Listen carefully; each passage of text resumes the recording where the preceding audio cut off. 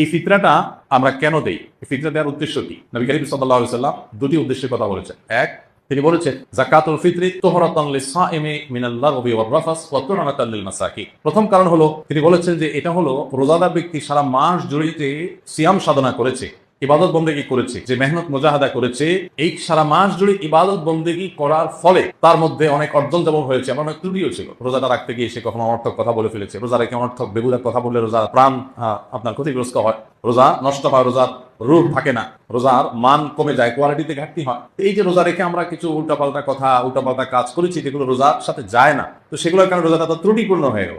এই ফিতরা দেওয়ার কারণে সেটা রিফাইন্ড হয়ে যায়, সেটা ফ্রেশ হয়ে যায়, সেটা আল্লাহ তাআলা পরিচ্ছন্ন করে গ্রহণ করে। এই জন্য রোজার পুরা মাস, রমজানের পুরা মাস এবং সিয়ামের ভুল ত্রুটিগুলোকে ফ্রেশ করে সেটাকে আল্লাহর কাছে কবুলযোগ্য করে দেয় হলো ফিতরা। খুব বড় একটা বিষয়। আর দ্বিতীয় উদ্দেশ্য হলো ওয়াত'আমাতাল লিল মাসাকিন, গরিব দুঃখীদের মধ্যে খাদ্য দান কর্মসূচি অংশ হিসেবে ফিতরা আল্লাহ তাআলা দিয়েছে। অর্থাৎ ইসলাম চায় যে ঈদের দিনটাতে অন্তত প্রত্যেক অভাবী মানুষের বাসায় খাবার থাকুক, কেউ যেন খাবারের কষ্টে না থাকে।